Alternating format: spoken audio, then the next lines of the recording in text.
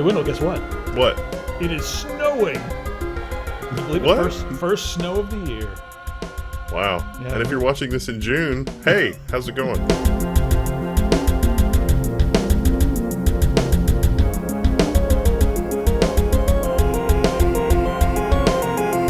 right, guys. You guys were buying up shirts. You guys are awesome. I've been seeing shirts around. Like, I go places and I see a shirt. Just went out to a shirt. You're like, I know.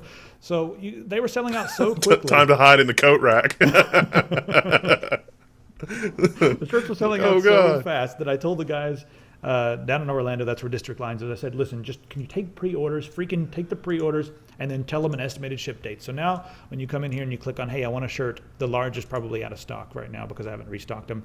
It says, hey, this item is on pre-sale, and yep, that's what it says. It says estimated delivery date of November 22nd. So there you go. 2063.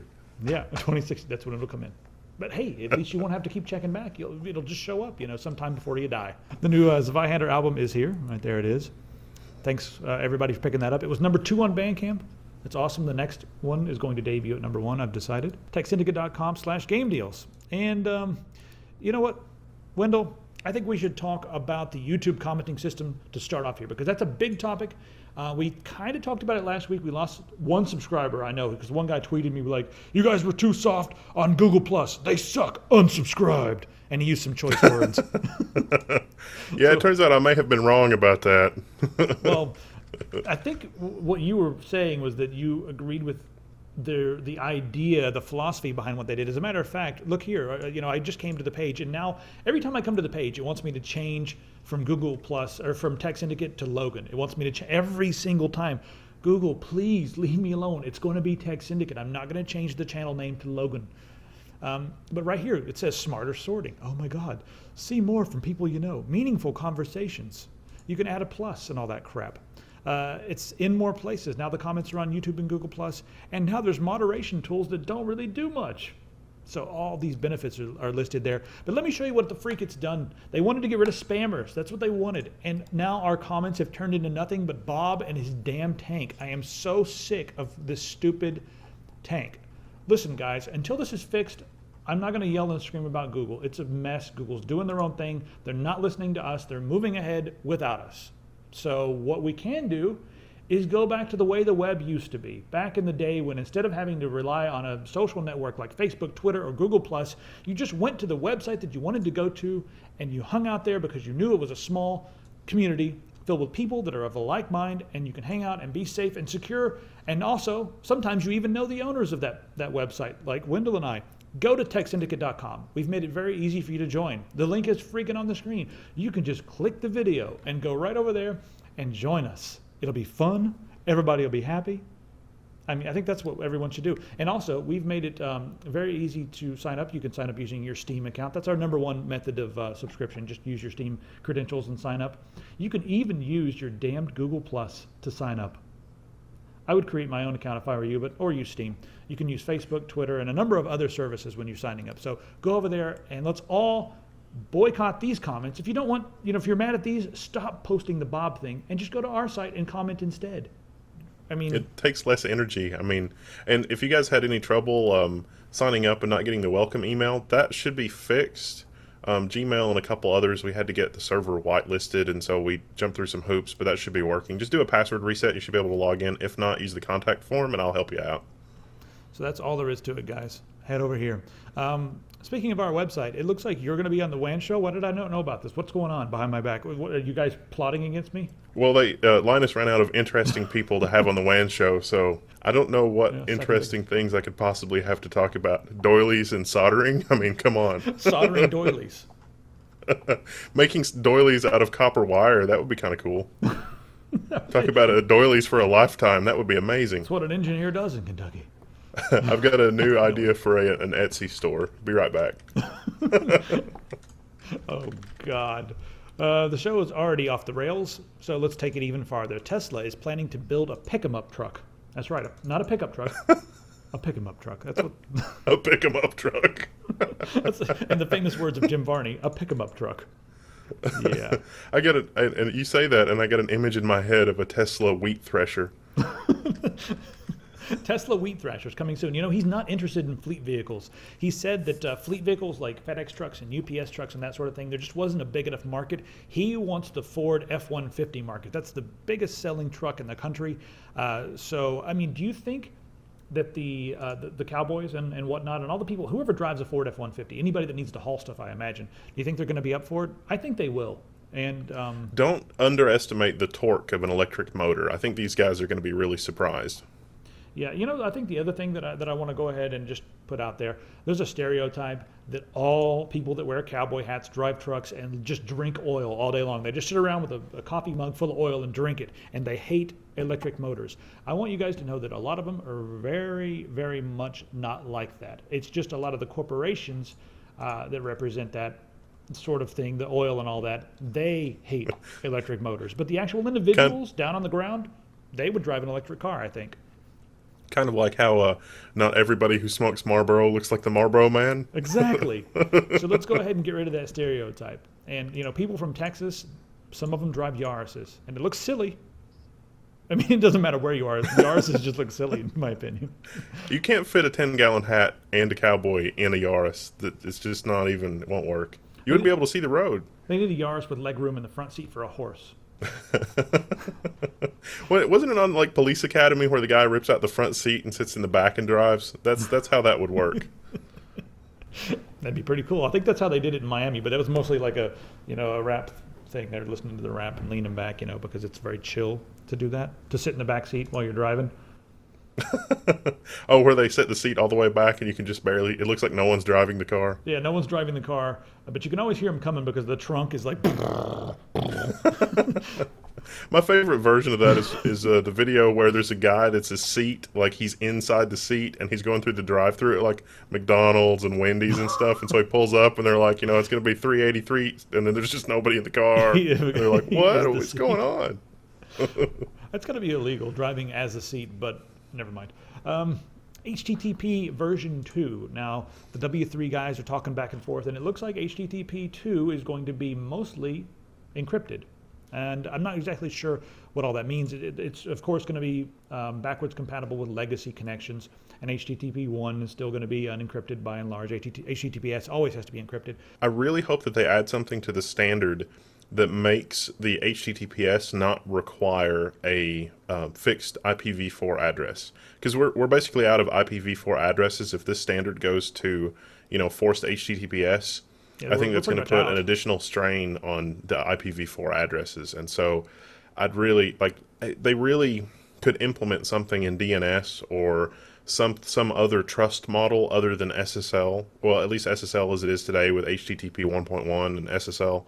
They really need to address that. The other thing I'd like for them to address is being able to do a content proxy with HTTPS 2.0, because I think that you ought to be able to get encrypted traffic from like Netflix and Microsoft, Windows Update and things like that.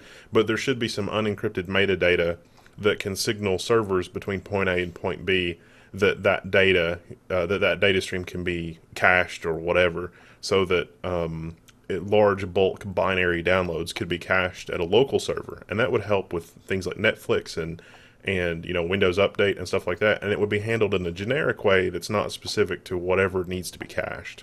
Google, they won a really interesting court case against was it the Authors Union? Is that what it was? It was the Authors Guild. The Authors Guild, that's what it was. So here's the deal. Google's been scanning books because they want these books to be searchable because, people writing papers, it's all about having access to information. So the Authors Guild, they show up and they're like, hey, you can't make copies of that stuff. You can't do that. Don't mess with that. And, they went to court, had a court case, and the court's, it's almost It's been in court like 8 years. Yeah, it's been in court forever.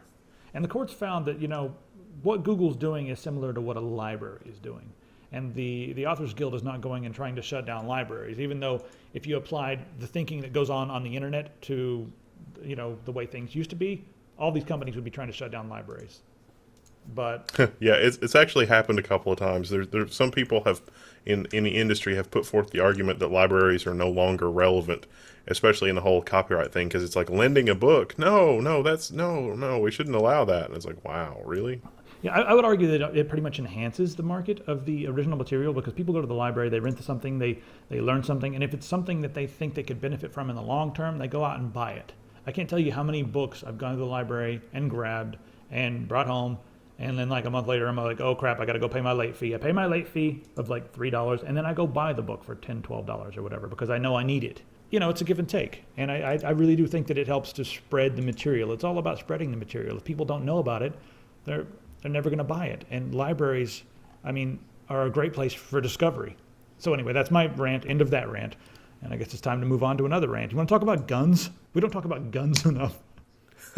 We really don't talk about guns at all ever because it's not really relevant. But in this case, it is.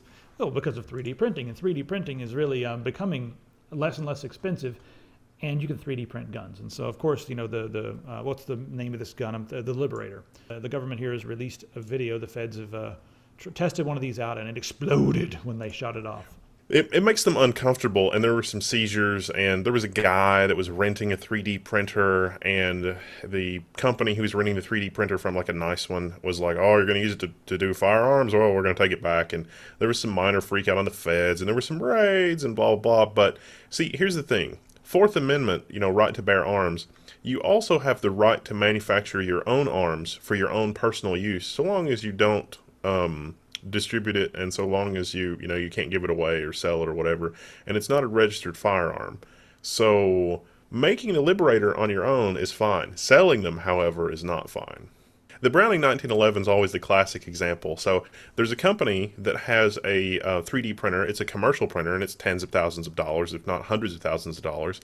And one of their test things was to see if they could make a Browning 1911 pistol. It's like the most common. It's easy. It's relatively easy, not a lot of components. But they made the entire gun pretty much on their 3D printer, and their 3D printer can print in metal. It uses a technique called metal sintering, and their 3D printer printed a perfectly working, totally stable. It's not like the Liberator where you can fire, 1 to 8 shots without it exploding. It's an actual 1911 metal, good to go, as good as any manufactured pistol. So the genie's out of the bottle. Now, the cool thing about this, though, is that with the Browning 1911, you can order a kit online, and anybody, like if you're really good with a drill press, or you have just, a regular mill, or it's super easy if you have a CNC mill, you can get a kit of parts and assemble your own Browning 1911. And it's been that way since the 70s, probably even before then. And so there are parties where like a bunch of people will get together and they each have their own, Browning 1911 kit, and they all work together and help each other out and individually make their own completely functional, totally unregistered, totally no serial number Browning 1911. And it's been that way since the dawn of time. And so knowing that and looking at the, the federal freakout over this, it's like, why? I mean, you can go to Ace Hardware and build a 1911 pistol. I don't understand what the freakout is. Are there like gangstas and thugs out there carrying around, custom 3D printed unregistered weapons? I mean, I don't know. I'm asking, are there like nerdy groups that get together like, hey, we will use this to enforce our side of the street? We've got to protect the inner city children from the 3D printed guns because that makes sense. Oh no, you've invoked children. I think it's time to move on. There are. I'm just getting a thing in my. I can't. I mean, I've just got a picture in my head of like a guy in a lowrider with like a MakerBot in the trunk. And it's like they're pulled over and they're surrounded by cops, and the cops are like, yeah, he had a MakerBot in his trunk, who knows? And it's just, like the most, I don't know, it's just like, why you gotta judge, man? I'm making like My Little Pony stuff. There was a guy in Germany who got sent off to. He was arrested and he didn't really have a very nice time because they thought he was making firearm parts, which I guess things are a little different there. I forget where it was, but it turns out he was just making replacement parts for his 3D printer, and they were like, "Oh, oops." That might have been England. I don't remember. But he was using a 3D printer to print replacement parts for the 3D printer. Yes, and they thought he was making weapons, and so they arrested him, and he'd had a not a very nice time for quite a while. Oh man, these people! It's what happens when you don't understand new technology. It goes through this every single time. So let's talk about some ways that you can get your hands on some misunderstood technology and become a miscreant in your own community. For under $1,000, you can get a 3D metal printer, or a 3D printer. Now this for one metal. is different than this one is different than the fancier one. The fancy one uses a laser. This one, there's like a water clay suspension that has metal particles, and this thing will print it out in clay, and then you can basically fire it in a kiln, and that'll get rid of the clay and water, and the metal will sort of melt and stick together. And so it's less than $1,000. You can get a 3D printer that can print in metal. I mean, you're not going to be able to print anything precise with this. I mean, not to the degree of precision you would need to print like a Browning firearm or anything like that, but it still does print in metal. And if you want something that's even less expensive, of course this doesn't do metal, for $500 or less than $500, there are 5 3D printers out there on the market. That's pretty intense. I didn't know that there were that many. I knew there were maybe 1 or 2, but 5 for under $500. So go ahead and get one and be misunderstood, put it in the back of your lowrider, and send me a picture. I will send you something awesome, like a pack of gum and a secret thing from over here somewhere. A friend of a friend actually built a flying 3D printer just to get the YouTube hits, so that's kind of fun. Flying? Could it print while it was flying? Yes, that was the point. It was a 3D printer that would print in 3D while it was flying. It was like a flying quad rotor with a built-in 3D printer. That is completely useless. I need it. All right, next thing on our... I know, I need it too. Let's talk about Coin for just a second. Coin was debuted, I guess, the debut video here. But essentially what Coin is, it's a small Bluetooth-enabled battery-powered device that's the size of a credit card, fits in your pocket, and allows you to take a picture of all of your different credit cards. You use an application. You actually use one of those little card readers that you plug into your smartphone. You swipe all your credit cards, all that information is stored, and then just by tapping the coin, you can go through and select which card you want to use and then swipe it, and that will be the card that you use for that transaction.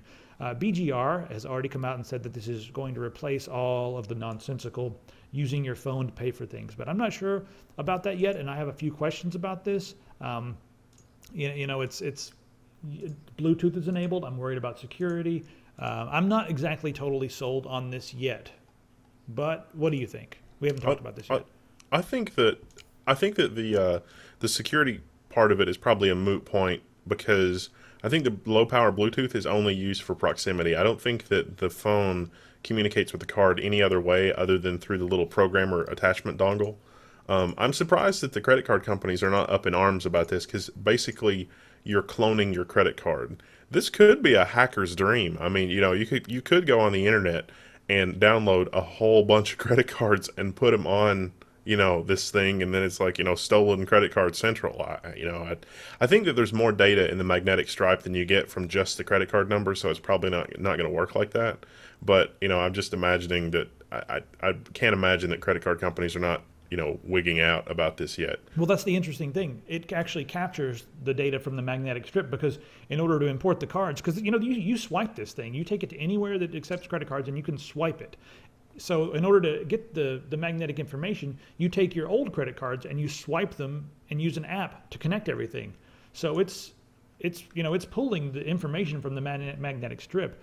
So what I'm thinking is that people that work in anywhere that has to handle credit cards, what if they have one of those behind the counter and they can just do a quick swipe on that before they do a swipe on their regular, whatever they're charging, like at a restaurant or something like that. The guy takes your credit card, he's gone for 3 minutes, he comes back and he has your credit card on file from then on out, and he can use it whenever he wants. Maybe he waits a few months. Oh, I've given everyone lots of ideas. This is bad. Yeah, that's sort of exactly what I'm thinking about, because if you have a restaurant server is really a great example, because you don't know what they do with your card. There have been a lot of examples where a restaurant server has had their own Square account, and they just charge you $5 on their own Square account, and then run your card through the restaurant as well, and it's like, interesting. I mean, you can do a lot of these same things with the current credit card, but I think this will make it a little bit easier, unless they really, really make it secure. It is difficult to forget, because if you walk away from it and you leave it in a restaurant or something, it will send your phone a Bluetooth notification, or your phone, as soon as it's out of range. That's what it does. As soon as you get out of range, your phone will notify you, hey, you idiot, you left the card back there. So that is really cool.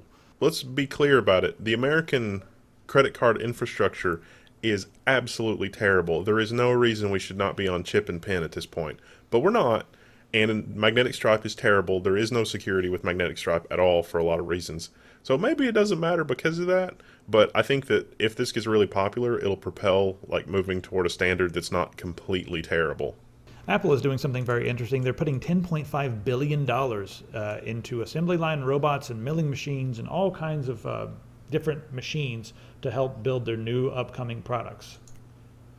I'm not sure what to make of this. I've got a feeling that this is in response to a lot of the complaints they've had just from the different working conditions in their factories. This may supplant some of the people that are working in those factories, but I'm not sure if it'll supplant all of them. I'm not exactly sure what's going to happen with this, but I wanted to bring it up because that's a lot of money. 10.5 billion. That's going to be that's a lot of freaking money. What do you think might come out of this? I think that we're on the precipice of a robotic revolution because robots are getting cheaper and you no longer need a super precise, crazy expensive assembly line robot.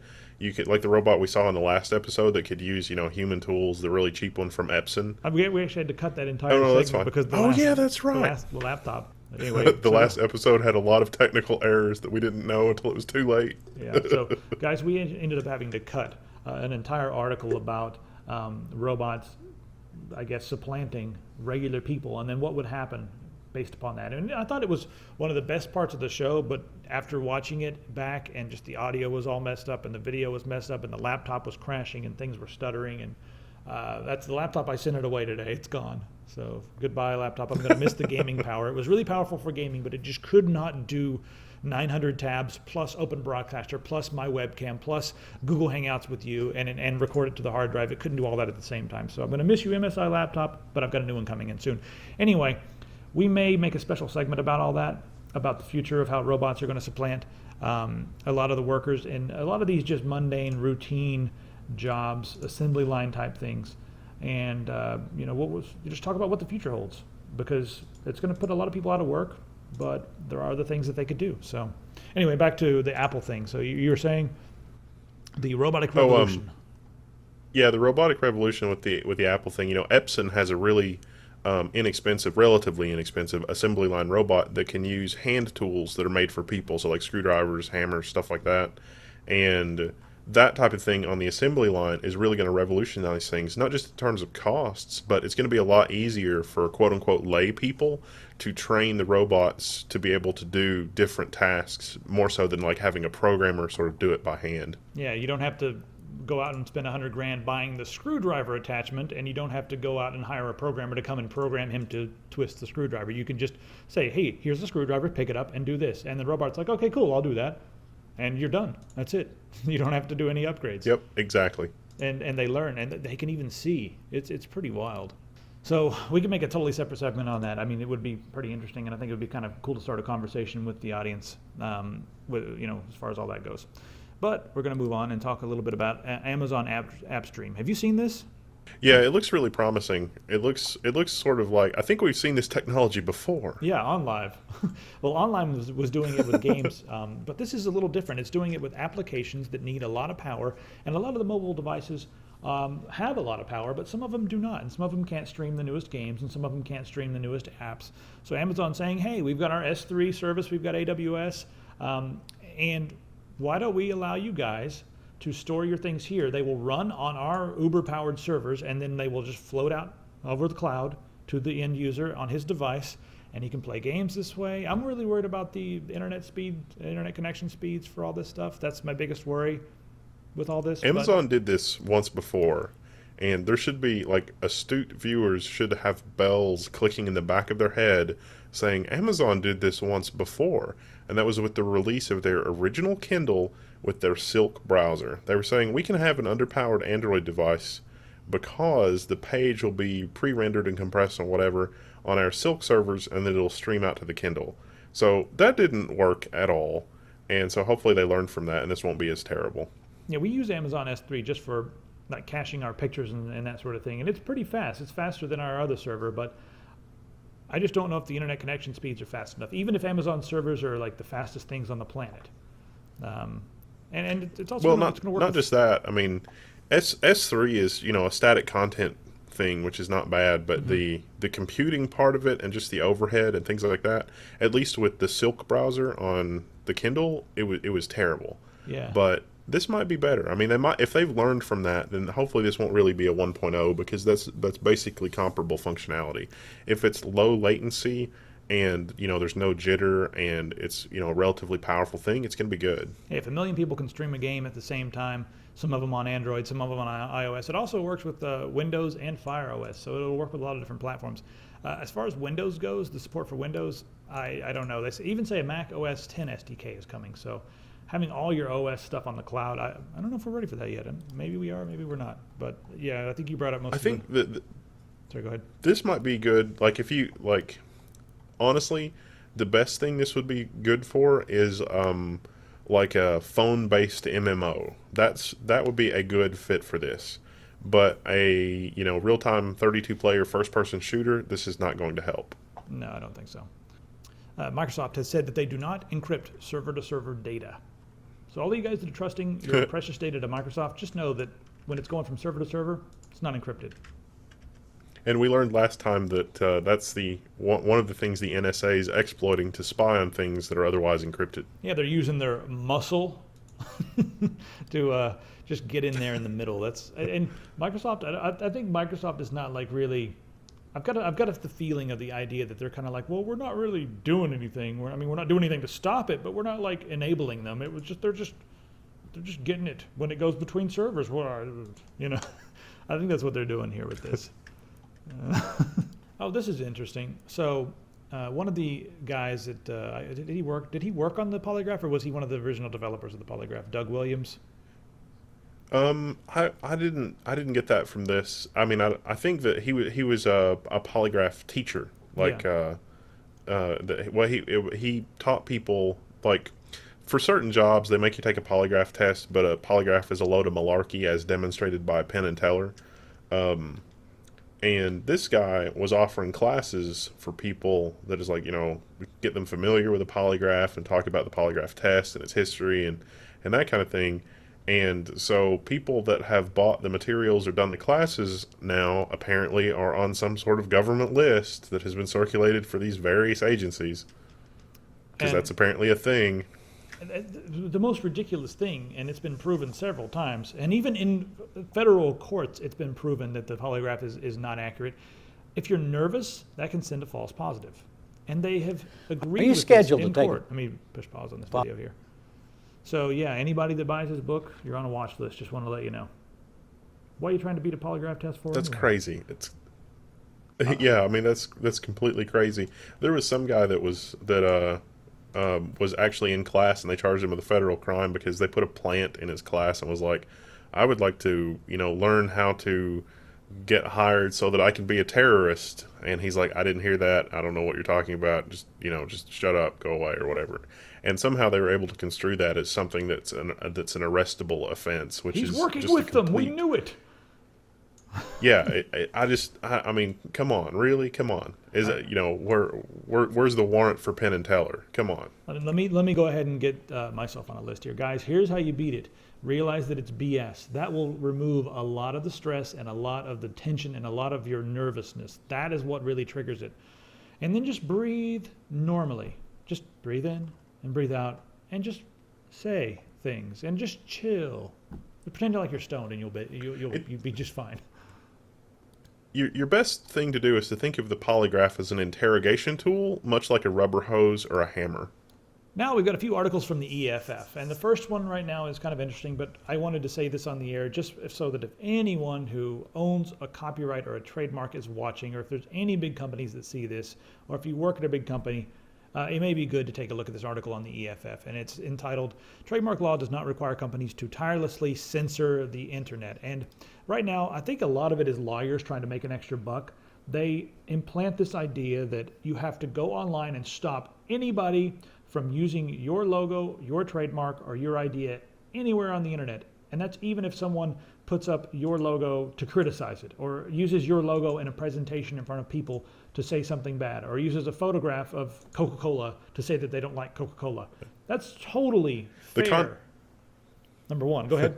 The context of this is funnier though. It was there was a guy that was sort of explaining how to turn off some of the more privacy invading features of Ubuntu, which are really let me go into a little bit more about who he is, because that's Micah Lee, and I think Micah Lee is pretty interesting. And what happened there was this was a while back. I think we even mentioned this on one of the old episodes. But Amazon or Ubuntu, they decided to include Amazon links in the default search right in the operating system, and that way they can make some money, from those affiliated Amazon links.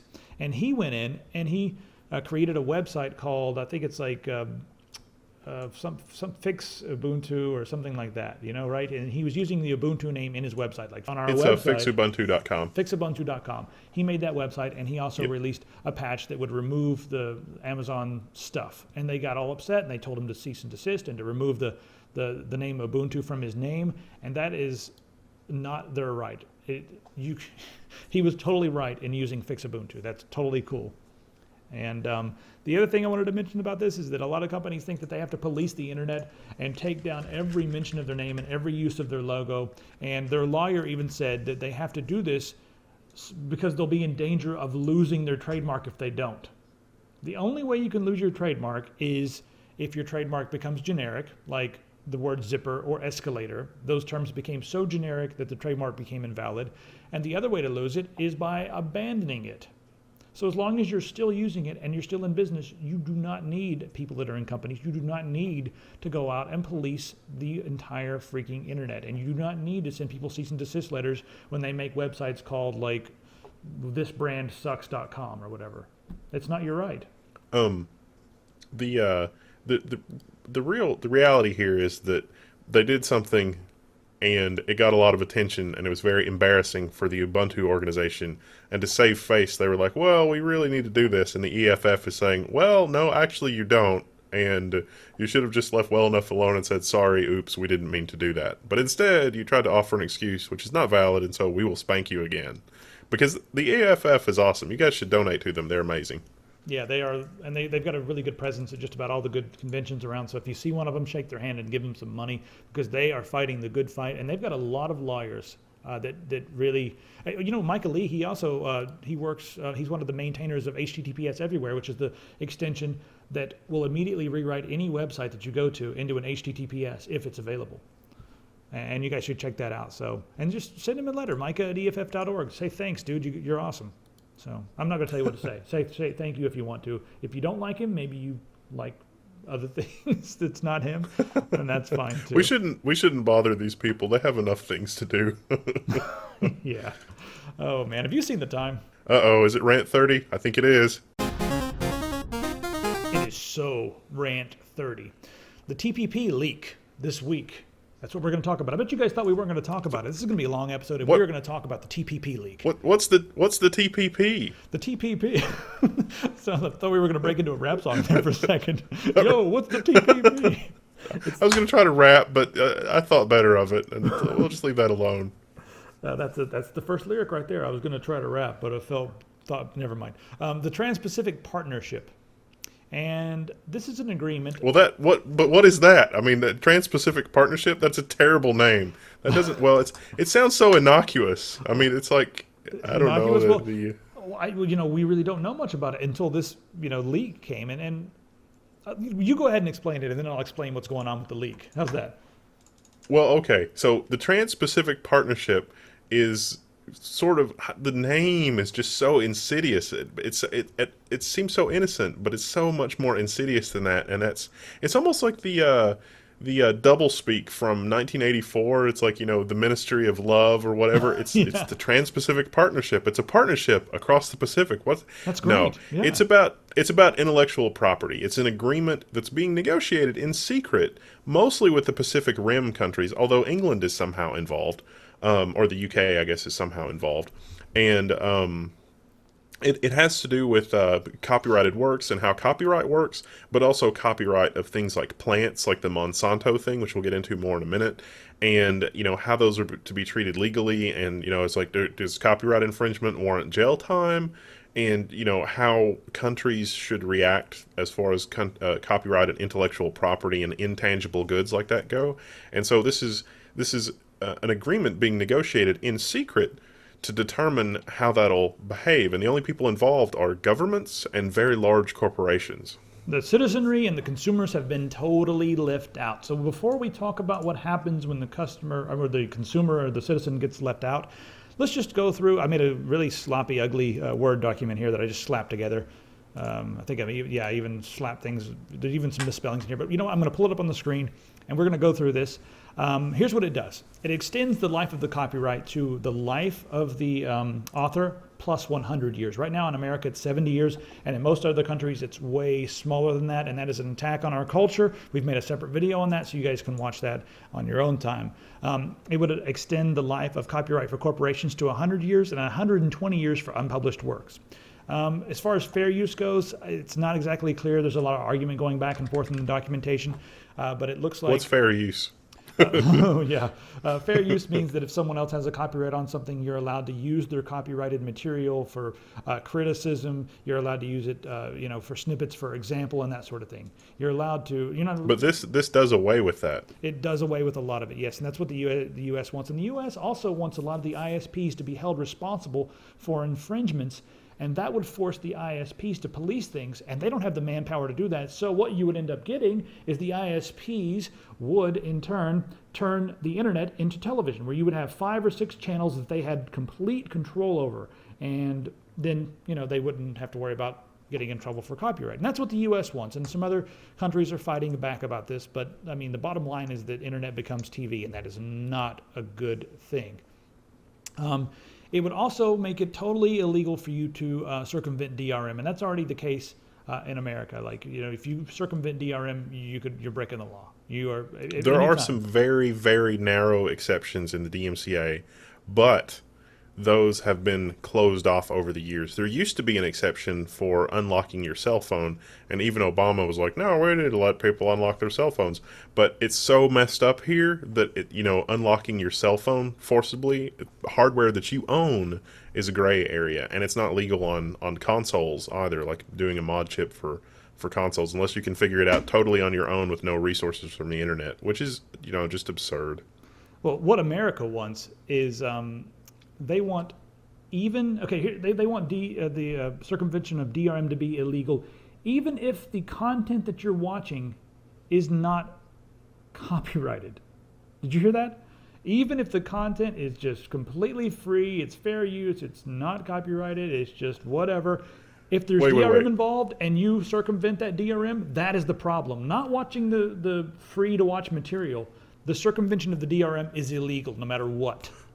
So what you're telling me is that they're taking away the public domain by extending the copyrights, and anything that is hideously old, that is just, 1700s old, we can't, like if it's, Beethoven as brought to you by Disney, we can't, we can't circumvent the controls on that. Is that what you're telling me? So that it's effectively locking us out of the public domain completely, yes. Unless we're getting public domain material from the Cotton Gin or, Dead Tree format. That's awesome. That sounds amazing. Yeah, and the other thing that's really interesting is they want DRM on everything. They want DRM in HTML5. They want it on everything on the internet. So therefore, if you get around anything, even if it's some free content... I mean, it's just so absurd. I can't keep a straight face. It's like... Wait, there's more ephemeral copies. Like when you have a server and you're transferring something, or you've got one computer and you're transferring a file between the two, there's an ephemeral copy. There's like copies in both places. Those copies, according to what the U.S. wants, could be infringing.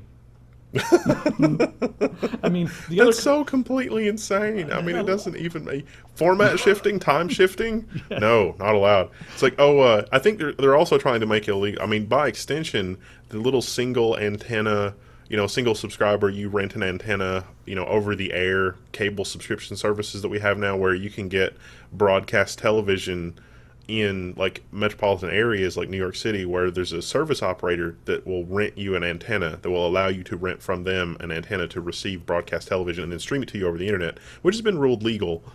This would also sort of close the loophole on technologies like that, because you've got the quote unquote extra copy floating around. So this is, of course consumers are not going to be involved, because they would vent their spleen trying to stop it. Oh man, the 1996 Telecommunications Act was bad for us, but you can go online and you can obtain copies of that. And we knew what was going on, and people were talking about it. People are flying in secret jets. They're taking secret cars to secret locations a mile under the earth, and they do not want anyone to even know about it. So that really worries me. I want to talk now about what happens when the citizenry is locked out of the room. What can happen to us? How are we impacted in all this? And we have a very good example, because right here in the TPP, the U.S. wants all the rest of the world to start putting patents and trademarks on biological material. I'm talking like plants and animals. They want those to be patentable. And most of the other countries are like, you are out of your mind. No, you're crazy. But look, that's happened in this country. Monsanto has put a patent on seeds and therefore has disallowed many farmers from using their own seeds. The farmers can't use their own seeds. They have to buy from Monsanto, or else Monsanto is going to sue them. So they were able to get a patent, and here's the reason they got a patent. They were able to prove that the seeds that they had were unique, completely unique and different enough to justify a patent. However, when they go to the freaking stores, we are like, what, you got a patent on seeds? Well, just tell us which ones are genetically modified. We want to know these things. But when we go to the store, they're not labeled because Monsanto paid the FDA to say that those products were not unique enough to be different from the original, so they don't need to be labeled. Do you see how we got screwed by not being a part of that? It's just ridiculous. It's different, but it's not different. Yeah, it's different enough to give us a patent. Yeah, we'll take that. But it's not different enough to put a label on it. No. It's not different in that way. So it's Schrodinger's ridiculous. genetically modified ear of corn. Is that what you're telling me? Schrodinger's corn. Oh my God, that's a great name for a documentary that someone should make. Schrodinger's corn. I don't think anybody would get it except for our viewers. Yeah. All right, and they're all here, so hi everybody. Anyway, I think that's pretty much my rant 30. It's ridiculous. If anybody has any ways that we can get more involved with this, I don't know, because they're locking us out of this, and it's bad for us. So how do we get more involved in all this? How do we get ourselves? We've got to just, at some point, just kick the door down and be like, hey, we're here. Where's our chair? I mean, granted, it's like they don't want the public involved because the public doesn't know. And it's like, well, a lot of the public doesn't know, but the vast majority of the public arguably maybe doesn't know. But the entirety of the public not knowing, no, that is not true. The government needs to be open and the citizenry need to be involved. Otherwise, it's like, why are you doing this? What is your motivation? What is there to gain from a corporate standpoint? What is the gain for society? These are not, this is like, third grade questions. This is not hugely complex. I don't understand why it has to be done in secret. That's usually a bad thing. Sunlight is the best disinfectant. It really is. And if there are people there that can't keep up with third grade material, then maybe they don't deserve to know, but the great majority of us do want to know and do care. Moving on, there is one senator out there who's trying to break apart the cable cartels, and I'm going to just mention this in passing and move on because I'm not sure what's going to come of this, but Jay Rockefeller, he's a Democrat from West Virginia, and he wants to force a la carte television, but also just television that you can watch. And he wants to basically force the TV industry to become more like Netflix.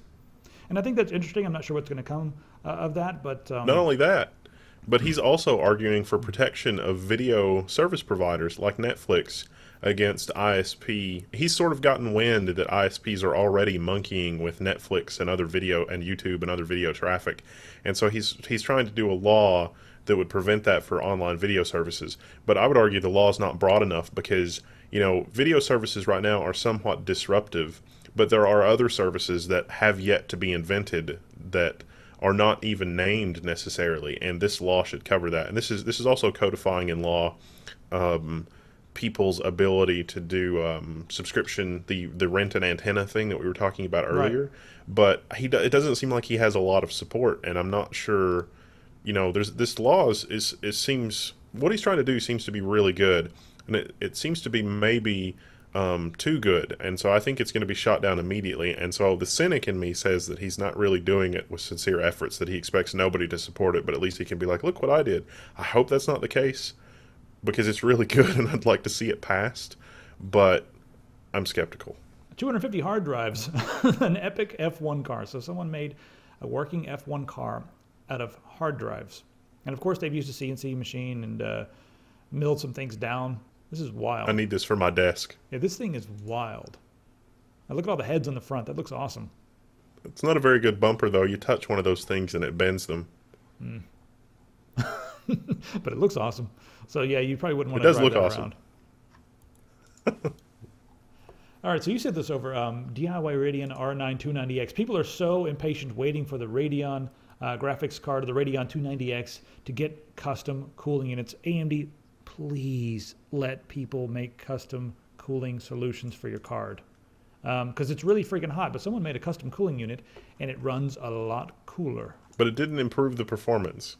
But it does run quieter as a result of running cooler. So maybe, I mean, all you got to do is modify the back plate. And honestly, I think most of you guys could do that faster than they did in the article. So if you don't mind destroying just the back plate of your card, it's a quick, easy mod that lets your card breathe a lot better, and so the fan will probably run cooler. I mean, I had a 6870 and the thing sounded like a vacuum cleaner, so I'm expecting this to be the same.